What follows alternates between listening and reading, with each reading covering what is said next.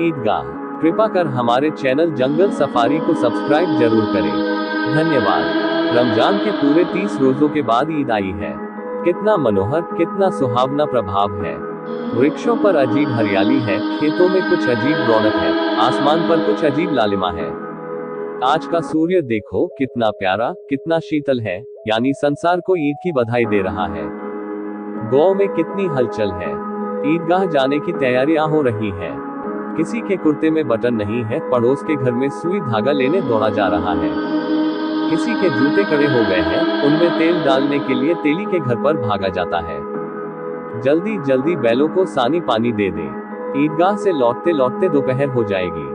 3 कोस का पैदल रास्ता, फिर सैकड़ों आदमियों से मिलना भेंटना, दोपहर के पहले लौटना असंभव है। लड़के सबसे ज्यादा प्रसन्न हैं। किसी ने एक रोजा रखा है, वह भी दोपहर तक, किसी ने वह भी नहीं, लेकिन ईदगाह जाने की खुशी उनके हिस्से की चीज है। रोजे बड़े बूढ़ों के लिए होंगे, इनके लिए तो ईद है। रोज ईद का नाम रखते थे, आज वह आ गई। अब जल्दी पड़ी है कि लोग ईदगाह क्यों नहीं चलते। इन्हें गृहस्थी चिंताओं से क्या प्रयोजन। सेवैयों के लिए दूध और शक्कर घर में है या नहीं, इनकी बला से ये तो सेवैया खाएंगे। वह क्या जाने कि अब्बाजान क्यों बदहवास चौधरी कायम अली के घर दौड़े जा रहे हैं। उन्हें क्या खबर कि चौधरी औखे बदल ले तो ये सारी ईद मुहर्रम हो जाए। उनकी अपनी जेबों में तो कुबेर का धन भरा हुआ है। बार बार जेब से अपना खजाना निकालकर गिनते हैं और खुश होकर फिर रख लेते हैं। महमूद गिनता है, 1 2 10 12, उसके पास 12 पैसे हैं। मोहन सिंह के पास 1 2 3 8 9 15 पैसे हैं। इन्हीं अनगिनती पैसों में अनगिनती चीजें लाएंगे, खिलौने, मिठाइयाँ, बिगुल, गेंद और जाने क्या क्या। और सबसे ज्यादा प्रसन्न है हामिद। वह 4-5 साल का गरीब सूरत, दुबला पतला लड़का, जिसका बाप गत वर्ष हैजे की भेंट हो गया और माना जाने क्यों पीली होती होती एक दिन मर गई। किसी को पता क्या बीमारी है, कहती तो कौन सुनने वाला था। दिल पर जो कुछ बीतती थी वह दिल में ही सहती थी, और जब न सहा गया तो संसार से विदा हो गई। अब हामिद अपनी बूढ़ी दादी अमीना की गोद में सोता है और उतना ही प्रसन्न है। उसके अब्बाजान रुपए कमाने गए हैं, बहुत सी थैलियां लेकर आएंगे। अम्मी जान अल्लाह मियों के घर से उसके लिए बड़ी अच्छी अच्छी चीजें लाने गई हैं, इसलिए हामिद प्रसन्न है। आशा तो बड़ी चीज है, और फिर बच्चों की आशा, उनकी कल्पना तो राय का पर्वत बना लेती है। हामिद के पांव में जूते नहीं है, सिर पर एक पुरानी धुरानी टोपी है जिसका गोटा काला पड़ गया है, फिर भी वह प्रसन्न है। जब उसके अब्बाजान थैलियां और अम्मी जान नियमतें लेकर आएंगी तो वह दिल से अरमान निकाल लेगा। तब देखेगा मोहसिन, नूरे और सम्मी कहां से उतने पैसे निकालेंगे। अभागिन अमीना अपनी कोठरी में बैठी रो रही है। आज ईद का दिन, उसके घर में दाना नहीं। आज आबिद होता तो क्या इसी तरह ईद आती और चली जाती। इस अंधकार और निराशा में वह डूबी जा रही है। किसने बुलाया था इस निगोड़ी ईद को। इस घर में उसका काम नहीं, लेकिन हामिद, उसे किसी के मरने जीने के क्या मतलब। उसके अंदर प्रकाश है, बाहर आशा। विपत्ति अपना सारा दलबल लेकर आए, हामिद की आनंद भरी चितबन उसका विध्वंसम कर देगी। हामिद भीतर जाकर दादी से कहता है, तुम डरना नहीं अम्मा, मैं सबसे पहले आऊंगा। बिल्कुल न डरना। अमीना का दिल कचोट रहा है। गांव के बच्चे अपने अपने बाप के साथ जा रहे हैं।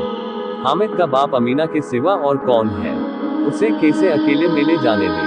उस भीड़ भाड़ से बच्चा कहीं खो जाए तो क्या हो। नहीं, अमीना उसे यूं न जाने देगी। नन्ही सी जान, 3 कोस चलेगा कैसे।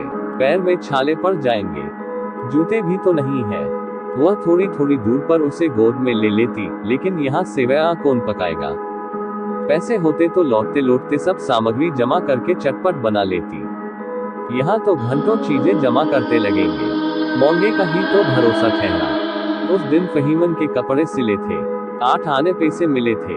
उस उठन्नी को ईमान की तरह बचाती चली आती थी इसी ईद के लिए, लेकिन कल ग्वालन सिर पर सवार हो गई तो क्या करती। हामिद के लिए कुछ नहीं है तो 2 पैसे का दूध तो चाहिए ही। अब तो कुल 2 आने पैसे बच रहे हैं। 3 पैसे हामिद की जेब में, 5 अमीना के बटुए में। यही तो बिसात है और ईद का त्योहार, अल्लाह ही बेड़ा पर लगाए। धोबन और नाइन और मेहतरानी और चुड़ीहारिन सभी तो आएंगी। सभी को सेवैया चाहिए और थोड़ा, किसी को औखो नहीं लगता। किस किस से मुंह चुराएगी, और मुंह क्यों चुराए। साल भर का त्योहार है, जिंदगी खैरियत से रहे, उनकी तकदीर भी तो उसी के साथ है। बच्चे को खुदा सलामत रखे, ये दिन भी कट जाएंगे। गौ से मिला चला और बच्चों के साथ हामिद भी जा रहा था। कभी सबके सब दौड़कर आगे निकल जाते, फिर किसी पेड़ के नीचे खड़े होकर साथ वालों का इंतजार करते। ये लोग क्यों इतना धीरे धीरे चल रहे हैं? हामिद के पैरों में तो जैसे पर लग गए हैं। वह कभी थक सकता है। शहर का दामन आ गया। सड़क के दोनों ओर अमीरों के बगीचे हैं। पक्की चारदीवारी बनी हुई है। पेड़ों में आम और लीचियां लगी हुई हैं। कभी कभी कोई लड़का कंकड़ी उठाकर आम पर निशान लगाता है। माली अंदर से गाली देता हुआ निन लेता है। लड़के वहां से एक फलोन पर है, खूब हंस रहे हैं। माली को कैसा उल्लू बनाया है। बड़ी बड़ी इमारतें आने लगी। यह अदालत है, ये कॉलेज है, ये क्लब घर है। इतने बड़े कॉलेज में कितने लड़के पढ़ते होंगे? सब लड़के नहीं हैं जी, बड़े बड़े आदमी हैं, सच। उनकी बड़ी बड़ी मूंछें हैं। इतने बड़े हो गए, अभी तक पढ़ते जाते हैं। न जाने कब तक पढ़ेंगे और क्या करेंगे इतना पढ़कर। हामिद के मदरसे में 2-3 बड़े बड़े लड़के हैं, बिल्कुल 3 कौड़ी के। रोज मार खाते हैं, काम से जी चुराने वाले। इस जगह भी उसी तरह के लोग होंगे और क्या। क्लब घर में जादू होता है, सुना है। यहाँ मुर्दों की खोपड़ियां दौड़ती हैं और बड़े बड़े तमाशे होते हैं, पर किसी को अंदर नहीं जाने देते। और वहाँ शाम को साहब लोग खेलते हैं। बड़े बड़े आदमी खेलते हैं, मूंछ दाढ़ी वाले। और मैमे भी खेलती है, सच। हमारी अम्मा को ये दे दो, क्या नाम है, बैट तो उसे पकड़ ही न सके, घुमाते ही लुढ़क जाए। महमूद ने कहा, हमारी अम्मी जान का तो हाथ कौपने लगे, अल्लाह कसम। मोहसिन बोल, चलो, मनो आटा पीस डालती है, जरा सा बैट पकड़ लेगी तो हाथ कौपने लगेंगे। सैकड़ों घड़े पानी रोज निकालती है, 5 घड़े तो तेरी भैंस पी जाती है। किसी मेम को 1 घड़ा पानी भरना पड़े तो आंखों तक अंधेरी आ जाए। महमूद, लेकिन दौड़ती तो नहीं, उछल कूद तो नहीं सकती। मोहसिन, हाँ, उछल कूद तो नहीं सकती, लेकिन उस दिन मेरी गाय खुल गई थी और चौधरी के खेत में जा पड़ी थी। अम्मा इतना तेज दौड़ी कि मैं उन्हें न पा सका, सच। आगे चले। हलवाइयों की दुकानें शुरू हुई। आज खूब सजी हुई थी। इतनी मिठाइयाँ कौन खाता? देखो ना, एक एक दुकान पर मनो होंगी। सुना है रात को जिन्नात आकर खरीद ले जाते हैं। अब्बा कहते थे कि आधी रात को एक आदमी हर दुकान पर जाता है और जितना माल बचा होता है वह तुलवा लेता है और सचमुच के रुपए देता है, बिल्कुल ऐसे ही रुपए। हामिद को यकीन न आया, ऐसे रुपए जिन्नात को कहां से मिल जाएंगी। मोहसिन ने कहा, जिन्नात को रुपए की क्या कमी, जिस खजाने में चाहे चले जाए, लोहे के दरवाजे तक उन्हें नहीं रोक सकते जनाब। आप हैं किस फेर में? हीरे जवाहरात तक उनके पास रहते हैं। जिससे खुश हो गए उसे टोकरों जवाहरात दे दिए। अभी यहीं बैठे हैं, 5 मिनट में कलकत्ता पहुंच जाए। हामिद ने फिर पूछा, जिन्नात बहुत बड़े बड़े होते हैं? मोहसिन, एक एक सिर आसमान के बराबर होता है जी। जमीन पर खड़ा हो जाए तो उसका सिर आसमान से जा लगे, मगर चाहे तो एक लोटे में घुस जाए। हामिद, लोग उन्हें कैसे खुश करते होंगे? कोई मुझे यह मंत्र बता दे तो एक जिन्न को खुश कर लूं। मोहसिन, अब ये तो न जानता, लेकिन चौधरी साहब के काबू में बहुत से जिन्नात हैं। कोई चीज चोरी जाए, चौधरी साहब उसका पता लगा देंगे और चोर का नाम बता देंगे। जुमराती का बछवा उस दिन खो गया था। 3 दिन हैरान हुए, कहीं ना मिला, तब झक मारकर चौधरी के पास गए। चौधरी ने तुरंत बता दिया, मवेशी खाने में है और वहीं मिला। जिन्नात आकर उन्हें सारे जहान की खबर दे जाते हैं। अब उसकी समझ में आ गया कि चौधरी के पास क्यों इतना धन है और क्यों उनका इतना सम्मान है। आगे चले। ये पुलिस लाइन है, यही सब कांस्टेबल कवायद करते हैं। रटन 5-4 रात को बेचारे घूम घूम कर पहरा देते हैं, नहीं चोरियां हो जाए। मोहसिन ने प्रतिवाद किया, ये कांस्टेबल पहरा देते हैं, तभी तुम बहुत जानते हो अजी हजरत, ये चोरी करते हैं। शहर के जितने चोर डाकू हैं, सब इनसे मोहल्ले में जाकर जाते रहो, पुकारते हैं, तभी इन लोगों के पास इतने रुपए आते हैं। मेरे मामू एक थाने में कांस्टेबल हैं, बरस रुपया महीना पाते हैं, लेकिन 50 रुपए घर भेजते हैं। अल्लाह कसम, मैंने एक बार पूछा था कि मामू आप इतने रुपए कहाँ से पाते हैं? हंसकर कहने लगे, बेटा अल्लाह देता है। फिर आप ही बोले, हम लोग चाहें तो एक दिन में लाखों मार लाए। हम तो इतना ही लेते हैं जिसमें अपनी बदनामी ना हो और नौकरी न चली जाए। हामिद ने पूछा, ये लोग चोरी करवाते हैं तो कोई इन्हें पकड़ता नहीं? मोहसिन उसकी नादानी पर दया दिखाकर बोला, अरे पागल, इन्हें कौन पकड़ेगा? पकड़ने वाले तो ये लोग खुद हैं, लेकिन अल्लाह इन्हें सजा भी खूब देता है। हराम का माल हराम में जाता है। थोड़े ही दिन हुए, मामू के घर में आग लग गई। सारी ले पूंजी जल गई, एक बर्तन तक न बचा। कई दिन पेड़ के नीचे सोए, अल्लाह कसम पेड़ के नीचे। फिर न जाने कहां से 100 कर्ज लाए तो बर्तन भाड़े आए। हामिद 100 तो 50 से ज्यादा होते हैं। कहां 50, कहां 100। 50 एक थैली भर होता है, 100 तो 2 थैलियों में भी ना आए। अब बस्ती घनी होने लगी। ये कहा जाने वालों की टोलियां नजर आने लगी, एक से एक भड़कीले वस्त्र पहने हुए। कोई इक्के तांगे पर सवार, कोई मोटर पर, सभी इत्र में बसे, सभी के दिलों में उमंग। ग्रामीणों का ये छोटा सा दल अपनी विपन्नता से बेखबर, संतोष और धैर्य में मगन चला जा रहा था। बच्चों के लिए नगर की सभी चीजें अनोखी थी। जिस चीज की ओर ताकते ताकते ही रह जाते और पीछे से आन की आवाज होने पर भी न चेतते। हामिद तो मोटर के नीचे जाते जाते बचा। सहसा ईदगाह नजर आई, ऊपर इमली के घने वृक्षों की छाया है। नाचे पक्का फर्श है जिस पर जाजम बिछा हुआ है, और रोजेदारों की पंक्तियां एक के पीछे एक न जाने कहां वक्त चली गई हैं, पक्की जगत के नीचे तक जहां जाजम भी नहीं है। नए आने वाले आकर पीछे की कतार में खड़े हो जाते हैं। आगे जगह नहीं है, यहाँ कोई धन और पद नहीं देखता। इस्लाम की निगाह में सब बराबर है। इन ग्रामीणों ने भी वजू किया और पिछली पंक्ति में खड़े हो गए। कितना सुंदर संचालन है, कितनी सुंदर व्यवस्था। लाखों सिर एक साथ सिजदे में झुक जाते हैं, फिर सबके सब एक साथ खड़े हो जाते हैं, एक साथ झुकते हैं और एक साथ खड़े हो जाते हैं, एक साथ खड़े हो जाते हैं, एक साथ झुकते हैं और एक साथ खड़े हो जाते हैं। कई बार यही क्रिया होती है जैसे बिजली की लाखों बत्तियां एक साथ प्रदीप्त हो और एक साथ बुझ जाए, और यही क्रम चलता रहे।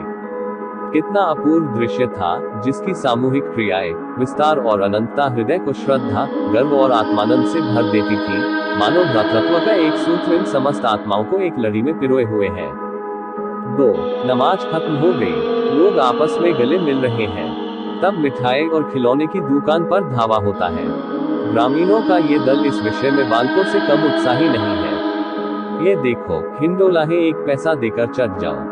कभी आसमान पर जाते हुए मालूम होगे, कभी जमीन पर गिरते हुए। ये चरखी है, लकड़ी के हाथी, घोड़े, ऊंट छड़ों में लटके हुए हैं। 1 पैसा देकर बैठ जाओ और 25 चक्करों का मजा लो। महमूद और मोहसिन और नूरे और सम्मी इन घोड़ों और ऊंटों पर बैठते हैं। हामिद दूर खड़ा है, 3 ही पैसे तो उसके पास है। अपने कोष का 1/3 जरा सा चक्कर खाने के लिए नहीं दे सकता। सब चरखियों से उतरते हैं, अब खिलौने लेंगे। अधर दुकानों की कतार लगी हुई है। तरह तरह के खिलौने हैं, सिपाही और गुजरिया, राज और वकील, भिश्ती और धोबिन और साधु। वाह, कितने सुंदर खिलौने हैं, अब बोला ही चाहते हैं। महमूद सिपाही लेता है, खाकी वर्दी और लाल पगड़ी वाला, कंधे पर बंदूक रखे हुए, मालूम होता है अभी कवायद किए चला आ रहा है। मोहसिन को भिश्ती पसंद आया, कमर झुकी हुई है, ऊपर मशक रखे हुए हैं, मशक का मुंह एक हाथ से पकड़े हुए हैं। कितना प्रसन्न है, शायद कोई गीत गा रहा है। बस मशक से पानी अड़ेला ही चाहता है। नूरे को वकील से प्रेम है, कैसी विद्वत्ता है उसके मुख पर। काला चोगा, नीचे सफेद अचकन, अचकन के सामने की जेब में घड़ी, सुनहरी जंजीर, एक हाथ में कानून का पौधा लिए हुए। मालूम होता है अभी किसी अदालत से जिरह या बहस किए चले आ रहे हैं। ये सब 2 पैसे के खिलौने हैं। हामिद के पास कुल 3 पैसे हैं। इतने महंगे खिलौने वह कैसे ले? खिलौना कहीं हाथ से छूट पड़े तो चूर चूर हो जाए, जरा पानी पड़े तो सारा रंग भूल जाए। ऐसे खिलौने लेकर वह क्या करेगा, किस काम के? मोहसिन कहता है, मेरा भिश्ती रोज पानी दे जाएगा सौंझ सवेरे। महमूद और मेरा सिपाही घर का पहरा देगा, कोई चोर आएगा तो फौरन बंदूक से फैर कर देगा। नूरे और मेरा वकील खूब मुकदमा लड़ेगा। सम्मी और मेरी धोबिन रोज कपड़े धोएगी। हामिद खिलौनों की निंदा करता है, मिट्टी ही के तो हैं, गिरे तो चकनाचूर हो जाए, लेकिन ललचाई हुई आंखों से खिलौनों को देख रहा है और चाहता है कि जरा देर के लिए उन्हें हाथ में ले सकता। उसके हाथ अनायास ही लपकते हैं, लेकिन लड़के इतने त्यागी नहीं होते हैं, विशेषकर जब अभी नया शौक है। हामिद ललचता रह जाता है। खिलौने के बाद मिठाइयाँ आती हैं।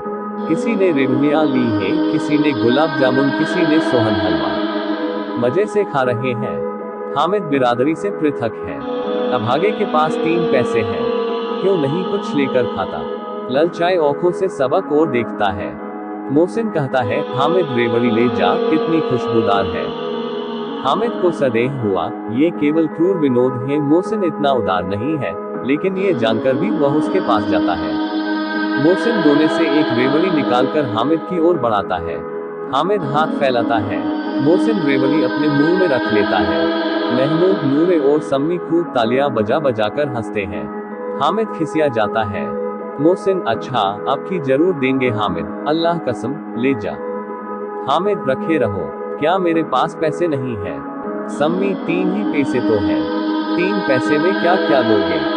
महमूद, हमसे गुलाब जामुन ले जाओ। हामिद, मोहम्मद बदमाश है। हामिद, मिठाई कौन बड़ी नेमत है, किताब में इसकी कितनी बुराइयां लिखी है। मोहसिन, लेकिन दिन में कह रहे होगे कि मिले तो खा ले, अपने पैसे क्यों नहीं निकालते। महमूद, इस समझते हैं इसकी चालाकी, जब हमारे सारे पैसे खर्च हो जाएंगे तो हमें ललचा ललचा कर खाएगा। मिठाइयों के बाद कुछ दुकानें लोहे की चीजों की, कुछ गिलट और कुछ नकली गहनों की। लड़कों के लिए यहाँ कोई आकर्षण न था, वे सब आगे बढ़ जाते हैं। हामिद लोहे की दुकान पर रुक जाते। कई चिमटे रखे हुए थे। उसे ख्याल आया, दादी के पास चिमटा नहीं है। तवे से रोटियां उतारती हैं तो हाथ जल जाता है। अगर वह चिमटा ले जाकर दादी को दे दे तो वह कितना प्रसन्न होगी। फिर उनकी उंगलियां कभी ना जलेंगी। घर में एक काम की चीज हो जाएगी। खिलौने से क्या फायदा, व्यर्थ में पैसे खराब होते हैं। जरा देर ही तो खुशी होती है, फिर तो खिलौने को कोई औख उठाकर नहीं देखता। ये तो घर पहुंचते पहुंचते टूट फूट बराबर हो जाएंगे। चिमटा कितने काम की चीज है। रोटियां तवे से उतार लो, चूल्हे में सेक लो। कोई आग मांगने आए तो चटपट चूल्हे से आग निकालकर उसे दे दो। अम्मा बेचारी को कहाँ फुर्सत है कि बाजार आए, और इतने पैसे ही कहाँ मिलते हैं। रोज हाथ जला लेती है। हामिद के साथ ही आगे बढ़ गए हैं। सबील पर सबके सब शरबत पी रहे हैं। देखो सब कितने लालची हैं। इतनी मिठाइयां ली, मुझे किसी ने एक भी न दी। उस पर कहते हैं, मेरे साथ खेलो, मेरा ये काम करो। अब अगर किसी ने कोई काम करने को कहा तो पूछूंगा। हाय मिठाया, आप मुंह सुनेगा, थोड़े फुंसियों निकलेंगी, आपकी जबान चटोरी हो जाएगी। तब घर से पैसे चुराएंगे और मार खाएंगे। किताब में झूठी बातें थोड़े ही लिखी हैं, मेरी जबान क्यों खराब होगी। अम्मा चिमटा देखते ही दौड़कर मेरे हाथ से ले लेंगी और कहेंगी, मेरा बच्चा अम्मा के लिए चिमटा लाया है। कितना अच्छा लड़का है। इन लोगों के खिलौने पर कौन इन्हें दुआएं देगा। बड़ों का दुआएं सीधे अल्लाह के दरबार में पहुंचती हैं और तुरंत सुनी जाती हैं। मैं भी इनसे मिजाज क्यों सहूं। मैं गरीब सही, किसी से कुछ मांगने तो नहीं जाते। आखिर अब्बा जान कभी न कभी आएंगे, अम्मा भी आएगी ही। फिर इन लोगों से पूछूंगा कितने खिलौने लोगे। एक एक को टोकरियों खिलौने दूं और दिखाऊं कि दोस्तों के साथ इस तरह का सलूक किया जाता है। यह नहीं कि एक पैसे की रेवड़ियां ली तो चिड़ा चिड़ा कर खाने लगे। सबके सब हंसेंगे कि हामिद ने चिमटा लिया है। हंसे मेरी बला से। उसने दुकानदार से पूछा, ये चिमटा कितने का है। दुकानदार ने उसकी ओर देखा और कोई आदमी साथ न देखकर कहा, तुम्हारे काम का नहीं है जी। बिकाऊ है कि नहीं। बिकाऊ क्यों नहीं है, और यहाँ क्यों लाद लाए हैं। तो बताते क्यों नहीं, कै पैसे का है। 4 पैसे लगेंगे। हामिद का दिल बैठ गया।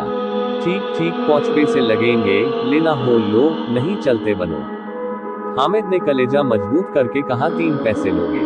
ये कहता हुआ वह आगे बढ़ गया कि दुकानदार की घुड़कियां न सुने। लेकिन दुकानदार ने घुड़कियां नहीं दी, बुलाकर चिमटा दे दिया। हामिद ने उसे इस तरह कंधे पर रखा मानो बंदूक है और शान से अकड़ता हुआ संगियों के पास आया। जरा सुने, सबके सब क्या क्या आलोचनाएं करते हैं। मोहसिन ने हंसकर कहा, ये चिमटा क्यों लाया पगले, इसे क्या करेगा। हामिद ने चिमटे को जमीन पर पटकर कहा, जरा अपना भिश्ती जमीन पर गिरा दो, सारी पसलियां चूर चूर हो जाए बचा की। महमूद बोला, तो यह चिमटा कोई खिलौना है। हामिद, खिलौना क्यों नहीं है, अभी कंधे पर रखा, बंदूक हो गई, हाथ में ले लिया, फकीरों का चिमटा हो गया। चाहो तो इससे मजीरे का काम ले सकता हूँ। एक चिमटा जमा दूं तो तुम लोगों के सारे खिलौनों की जान निकल जाए। तुम्हारे खिलौने कितना ही जोर लगाए, मेरे चिमटे का बाल भी बौनका नहीं कर सकते। मेरा बहादुर शेर है चिमटा। सम्मी ने खंजरी ली थी। प्रभावित होकर बोला, मेरी खंजरी से बदलोगे? 2 आने की है। हामिद ने खंजरी की ओर उपेक्षा से देखा। मेरा चिमटा चाहे तो तुम्हारी खोजरी का पेट फाड़ डाले। बस एक चमड़े की झिल्ली लगा दी। धब धब बोलने लगी। जरा सा पानी लग जाए तो खत्म हो जाए। मेरा बहादुर चिमटा आग में, पानी में, औंधी में, तूफान में बराबर डटा खड़ा रहेगा। चिमटे ने सभी को मोहित कर लिया। अब पैसे किसके पास धरे हैं? फिर मेले से दूर निकल आए हैं। 9 कब के बज गए। धूप तेज हो रही है। घर पहुंचने की जल्दी हो रही है। बाप से जिद भी करे तो चिमटा नहीं मिल सकता। हामिद है बड़ा चालाक, इसीलिए बदमाश ने अपने पैसे बचा रखे थे। अब बालकों के 2 दल हो गए हैं। मोहसिन, मोहम्मद, सम्मी और नूरे एक तरफ है, हामिद अकेला दूसरी तरफ। शास्त्रार्थ हो रहा है। सम्मी तो विधर्मी आ गया, दूसरे पक्ष से जा मिला, लेकिन मोहनी, महमूद और नूरे भी हामिद से एक 2 साल बड़े होने पर भी हामिद के आघातों से आतंकित हो उठे हैं। उसके पास न्याय का बल है और नीति की शक्ति। एक ओर मिट्टी है, दूसरी ओर लोहा, जो इस वक्त अपने को फौलाद कह रहा है। वह अजेय है, घातक है। अगर कोई शेर आ जाए, मियो भिश्ती के छक्के छूट जाए, जो मियो सिपाही मिट्टी की बंदूक छोड़कर भागे, वकील साहब की नानी मर जाए, चोगे में मुंह छिपाकर जमीन पर लेट जाए, मगर यह चिमटा, ये बहादुर, ये रुस्तमे हिंद लपक कर शेर की गर्दन पर सवार हो जाएगा और उसकी औंखें निकाल लेगा। मोहसिन ने एड़ी चोटी का जारे लगाकर कहा, अच्छा, पानी तो नहीं भर सकता। हामिद ने चिमटे को सीधा खड़ा करके कहा, भिश्ती को एक डांट बताएगा तो दौड़ा हुआ पानी लाकर उसके द्वार पर छिड़कने लगेगा। मोहसिन परास्त हो गया, पर महमूद ने कुमुक पहुंचाई, अगर बचा पकड़ जाए तो अदालत में बैधे बंधे फिरेंगे, तब तो वकील साहब के पैरों पड़ेंगे। हामिद इस प्रबल तर्क का जवाब न दे सका। उसने पूछा, हमें पकड़ने कौन आएगा? नूरे ने अकड़कर कहा, ये सिपाही बंदूक वाला। हामिद ने मुंह चिढ़ाकर कहा, ये बेचारे हम बहादुर रुस्तमे हिंद को पकड़ेंगे। अच्छा लाओ, अभी जरा कुश्ती हो जाए, इसकी सूरत देखकर दूर से भागेंगे। पकड़ेंगे क्या बेचारे? मोहसिन को एक नई चोट सूझ गई, तुम्हारे चिमटे का मुंह रोज आग में जलेगा। उसने समझा था कि हामिद लाजवाब हो जाएगा, लेकिन ये बात न हुई। हामिद ने तुरंत जवाब दिया, आग में बहादुर ही कूदते हैं जनाब, तुम्हारे यह वकील, सिपाही और भिश्ती लड़ियों की तरह घर में घुस जाएंगे। आग में वह काम है जो ये रुस्तमे हिंद ही कर सकता है। महमूद ने एक जोर लगाया, वकील साहब कुर्सी मेज पर बैठेंगे, तुम्हारा चिमटा तो बावर्ची खाने में जमीन पर पड़ा रहने के सिवा और क्या कर सकता है। इस तर्क ने सम्मी और नूरे को भी सजी कर दिया। कितने ठिकाने की बात कही है पट्टे ने। चिमटा बावर्ची खाने में पड़ा रहने के सिवा और क्या कर सकता है। हामिद को कोई फड़कता हुआ जवाब न सूझा तो उसने धांधली शुरू की, मेरा चिमटा बावर्ची खाने में नहीं रहेगा। वकील साहब कुर्सी पर बैठेंगे तो जाकर उन्हें जमीन पर पटक देगा और उनका कानून उनके पेट में डाल देगा। बात कुछ बनी नहीं, हाल गाली गलौच थी, लेकिन कानून को पेट में डालने वाली बात छा गई। ऐसी छा गई कि तीनों सूरमा मुंह ताकते रह गए, मानो कोई धेलचा कानकौआ किसी गंडे वाले कनकौए को काट गया हो। कानून मुंह से बाहर निकलने वाली चीज है, उसको पेट के अंदर डाल दिया जाना बेतुकी सी बात होने पर भी कुछ नयापन रखती है। हामिद ने मैदान मार लिया। उसका चिमटा रुस्तमे हिंद है। अब इसमें मोहसिन, महमूद, नूरे, सम्मी किसी को भी आपत्ति नहीं हो सकती। विजेता को हारने वालों से जो सत्कार मिलना स्वाभाविक है, वह हामिद को भी मिल। औरों ने 3-3, 4-4 आने पैसे खर्च किए, पर कोई काम की चीज न ले सके। हामिद ने 3 पैसे में रंग जमा लिया। सच ही तो है, खिलौनों का क्या भरोसा, टूट फूट जाएंगी। हामिद का चिमटा तो बना रहेगा बरसों। संधि की शर्तें तय होने लगी। मोहसिन ने कहा, जरा अपना चिमटा दो, हम भी देखें। तुम हमार भिश्ती लेकर देखो। महमूद और नूरे ने भी अपने अपने खिलौने पेश किए। हामिद को इन शर्तों को मानने में कोई आपत्ति न थी। चिमटा बारी बारी से सबके हाथ में गया और उनके खिलौने बारी बारी से हामिद के हाथ में आए। कितने खूबसूरत खिलौने हैं। हामिद ने हारने वालों के औसू पोंछे, मैं तुम्हें चिढ़ा रहा था, सच। ये चिमटा भला इन खिलौनों की क्या बराबर करेगा, मालूम होता है। अब बोले। लेकिन मोहसिनी की पार्टी को इस दिलासे से संतोष नहीं होता। चिमटे का सिलका खूब बैठ गया है। चिपका हुआ टिकट अब पानी से नहीं छूट रहा है। मोहसिन, लेकिन इन खिलौनों के लिए कोई हमें दुआ तो न देगा? महमूद, दुआ को लिए फिरते हो, उल्टे मार ना पड़े। अम्मा जरूर कहेंगी कि मेले में यही मिट्टी के खिलौने मिले। हामिद को स्वीकार करना पड़ा कि खिलौनों को देखकर किसी की माँ इतनी खुश ना होगी जितनी दादी चिमटे को देखकर होंगी। 3 पैसों ही में तो उसे सब कुछ करना था और उन पैसों के इस उपयोग पर पछतावे की बिल्कुल जरूरत न थी। फिर अब तो चिमटा रुस्तमे हिंद है और सभी खिलौनों का बादशाह। रास्ते में महमूद को भूख लगी। उसके बाप ने केले खाने को दिए। महमूद ने केवल हामिद को साझी बनाया। उसके अन्य मित्र मुंह ताकते रह गए। यह उस चिमटे का प्रसाद था। 11 बजे गांव में हलचल मच गई। मेले वाले आ गए। मोहसिन की छोटी बहन दौड़कर भिश्ती उसके हाथ से छीन लिया और मारे खुशी के जा उछली तो मियो भिश्ती नीचे आ रहे और सुरलोक सिधारे। इस पर भाई बहन में मारपीट हुई। दानो खूब रोए। उसकी अम्मा ये शोर सुनकर बिगड़ी और दोनों को ऊपर से 2 चोटे और लगाए। मियो नूरे के वकील का अंत उनके प्रतिष्ठानुकूल इससे ज्यादा गौरवमय हुआ। वकील जमीन पर या ताक पर हो नहीं बैठ सकता। उसकी मर्यादा का विचार तो करना ही होगा। दीवार में खूंटियां गाड़ी गई। उन पर लकड़ी का एक पटरा रखा गया। पटरे पर कागज का कालीन बिदाया गया। वकील साहब राजा भोज की भांति सिंहासन पर विराजे। नूरे ने उन्हें पंखा झलना शुरू किया। अदालतों में खर की टिट्टियां और बिजली के पंखे रहते हैं, क्या यहाँ मामूली पंखा भी न हो? कानून की गर्मी दिमाग पर चढ़ जाएगी कि नहीं? बॉस का पंखा आया और नूरे हवा करने लगे। मालूम नहीं पंखे की हवा से या पंखे की चोट से वकील साहब स्वर्गलोक से मृत्युलोक में आ रहे और उनका माटी का चोला माटी में मिल गया। फिर बड़े जोर शोर से मातम हुआ और वकील साहब की अस्थि घूरे पर डाल दी गई। अब रहा महमूद का सिपाही। उसे चटपट गौ का पहरा देने का चार्ज मिल गया। लेकिन पुलिस का सिपाही कोई साधारण व्यक्ति तो नहीं जो अपने पैरों चले वह पालकी पर चलेगा।